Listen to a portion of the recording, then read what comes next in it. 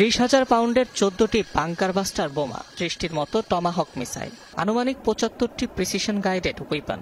এত সব ধ্বংসাত্মক অস্ত্র ব্যবহার করেও ইরানের কতটা ক্ষতি করতে পারল যুক্তরাষ্ট্র?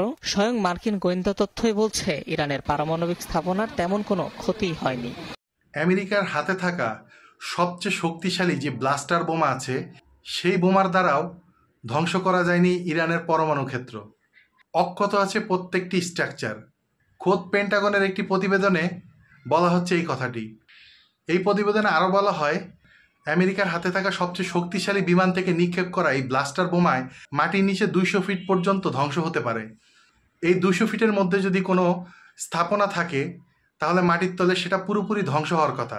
কিন্তু ইরানের বিচক্ষণতা এবং তাদের কারিগরি প্রযুক্তির দ্বারা ইরান সম্পূর্ণরূপে তাদের পরমাণু কর্মসূচিকে সেভ করতে সক্ষম হয়েছে এবং বিশ্ববাসী এবার দেখল ইরানের সক্ষমতা কতটুকু।